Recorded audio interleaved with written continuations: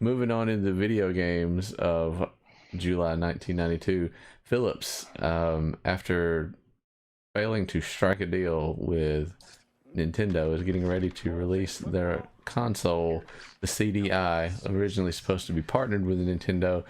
Eventually just led to Nintendo allowing them to make some games for it. So this was super expensive. You guys may not even remember it.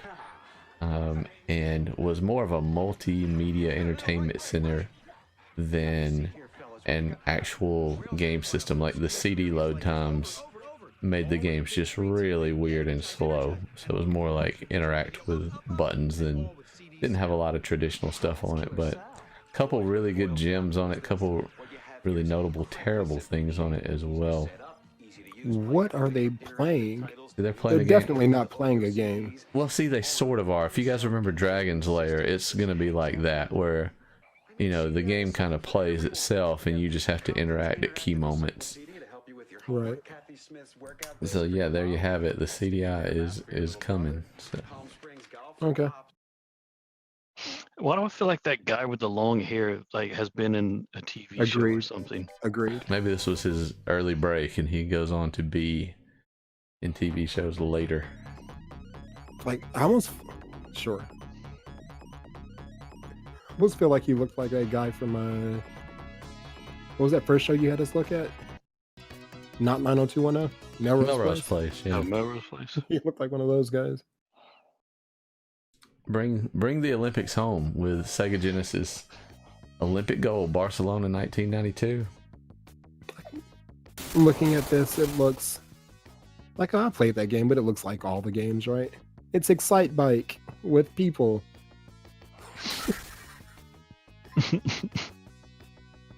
It's fucking Excite Bike with people. The foot pad thing you had to run on. Oh man. Yeah, Power Pad was Nintendo. That was the move. I had a world-class track meet for the NES. Man, shooting this bow looks like super hard. Yeah, it doesn't look like fun. Maybe it does. There was a fun Olympic game on NES called World Games, but yeah, that was really fun. Most of these Olympic games were kind of just too hard to be fun. I enjoyed it. I played a lot of them. Yeah. Just, y'all know me though. It's with gaming, it's competitive. For sure. I love those games. Well, I'll challenge you to a diving competition in World Games on I NES. Totally remember this. I 100% remember this game. It's definitely something I would have rented. Yeah. And then it wouldn't have come with instructions and I would have not known how to do anything and got frustrated with it. 100% played this game. 100% played it multiple times. Over on the NES, Capcom brings us Gargoyle's Quest 2. Classic. Yes, absolutely. Looks like it's in the... Well, it's from the makers of not Castlevania, Ghost and Goblins, so... Right. Feels very spin-off of Ghost and Goblins. Yeah, it just kind of feels like Ghost and Goblins for sure. Pretty decent looking game for the original NES, too. Sure.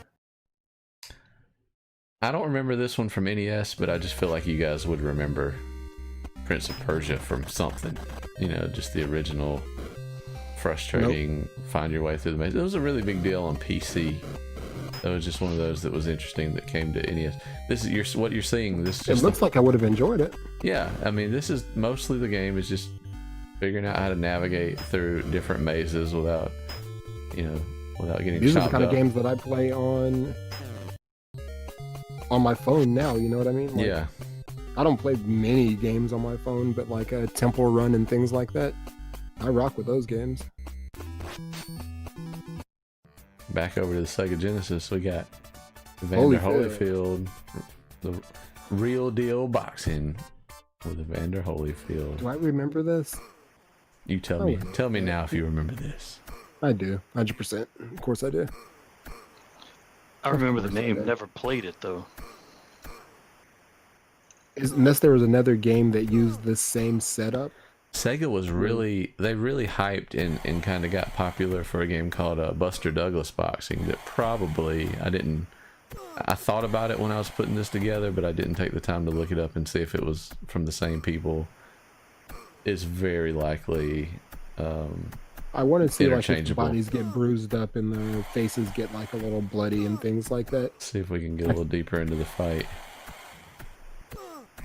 Oh, wait, we got to take a moment to appreciate where's she at. Classic Okay, ring yeah, girl's so coming. that's the go to energy. neutral corners. You got a ring girl? Hey. Hey, she's even got a little bounce. Hey, she got a little bounce to the ounce, baby. Hey. 1992 Daniel would have loved that. You ain't lying. Yeah, I see how their energy's like turning gray, or the pictures are turning gray, showing body damage. Oh, I and see. head Yeah. damage. So yeah, man, what's it take to get a knockout in this game? Well, spoiler alert: Alan Beast won by decision. Yeah, whatever. All right. Okay, I don't know. Maybe I have, maybe I haven't. Now we got Cyber Cop on the Genesis that I included only really because here's a first-person shooter, like when first-person shooters were just barely catching on. You can see how basic it is. So incredibly slow-paced. But the Mach 3D kind of decent for the Genesis at the time. This is like Tank on the Atari. Very much so, yes. Probably moves about like Tank on the Atari. I'm not sure that I would have. I'm not sure that I ever played this game, or that I would have liked it. Maybe I would have. It's hard to say without actually having been there. Like, definitely it would be too slow for us to enjoy now, I think. But yeah, there's something about it. Probably would have made a good rental. Maybe. Over on the Super Nintendo, we have, based on the movie that came out not long ago. Yay! Look. Have I told you guys how much I love this story? I may have heard a thing or two about your love for Peter Pan in general and the Hook, and that's right, of course. This Peter Pan is especially violent. Yeah, that's totally like.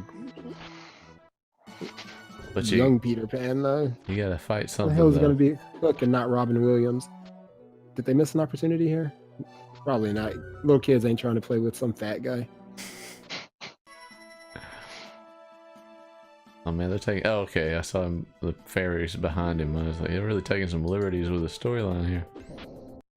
All right. Yeah, this thing's got to end with. I guess. Oh, there it is. How's he look? So it's got the movie license, but not really any likenesses from. Yeah, not really That's filling the about movie as far at as all. it goes. Yeah. Speaking of the Olympics, You got that. His hair popped off like in the movie, He's got a hook. and he had a hook.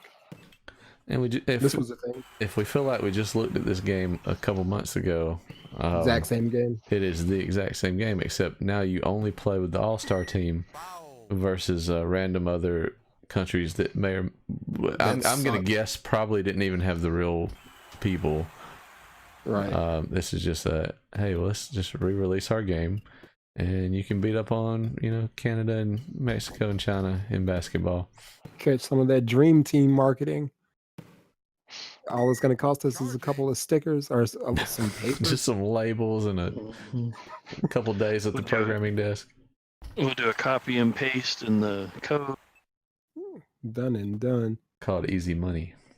That's called easy money. Magic Sword from Capcom for the Super Nintendo, from the people who brought you, well, many things did Capcom bring you, but this one's a little more of a side-scrolling RPG. I don't remember this. I don't remember this one either. It looks kind of cool to have the little dragon follow you around. Baby. It looks fun. I don't think I ever would have tried it, though. Right. Seeing these side scrollers, I really don't miss side scrolling. I kind of do. Tell you something about me. I've never been one for like the whole barbarian scene.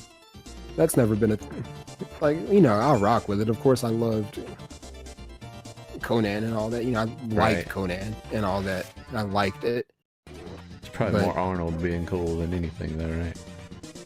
I don't know. Maybe I didn't know who he was. He was Conan. Yeah. Because he didn't really talk in that movie, did he? Minimal. It was, it was his early gigs there. They tried to minimize anything that would have exposed him, which is not great English and acting at the time. Sure. I like ninjas and karate and that stuff. I wasn't much of a... Yeah, I've never been one for barbarians or Vikings. That's just not my thing. What about side-scrolling shooters? Love them. Give me more. This is Gates of Thunder on the TurboGrafx CD. I love them too, but I am not good at them. But you know, they're the kind of thing where you just got to play it for a while and learn the tricks, patterns, that kind of thing. Learn the patterns, absolutely. Yeah, I say that I love them. I've played my fair share. I enjoy them. If you put me in a room alone with one, I'll play it for quite some time. I like the challenge of the quick reflexes and all that, right? I do enjoy that. Back then they were if you have to brutal. Play a computer. Yeah. As far as memorization and twitch reflex skills go, most of these were built with the arcades in mind, so they were meant to try to take your quarters away. Meant to get your quarters. And when they ported them, they didn't slack off. Here's some. I'm cool with that. And good call. What an excellent observation. So we got. I totally remember this one, right? Great intro on the Genesis and kind of recreating the Genesis show. Was boss. Absolutely. Genesis could do no wrong for a few years, and I try so hard not to gush over it every episode. So, what do we? I never played this, and I'm sad about it. I don't believe I ever have either. I'm very certain that I did. I was a big Simpsons fan. Yeah, I was a big Simpsons fan. And consumer of games. But now I'm looking at this and it doesn't really look familiar. That first level looked familiar, but none of this does. Almost like maybe I probably rented it but didn't get too far. Right, yeah, that would definitely be a thing. Pretty fun looking game though. I feel like it's something I would have played a lot of at the time had I given it a shot. Also, I have a hard time believing I wouldn't have tried it. Genesis was the clear winner of this month, because over on the Super Nintendo what you got was Krusty's Funhouse, which doesn't look terrible, but you're not playing as Bart and going through the city. It's whatever weirdness is going on here. It's what, yeah, this looks pretty weird. Somebody made a platformer and threw a quick Simpsons license on it, is sort of how it feels. All right. Yeah, why is this a thing? Why is Krusty walking around here? Looks super glitchy from the playthrough as well too. Glitchy. And my game of the month. This was in the arcades. What you got, yo?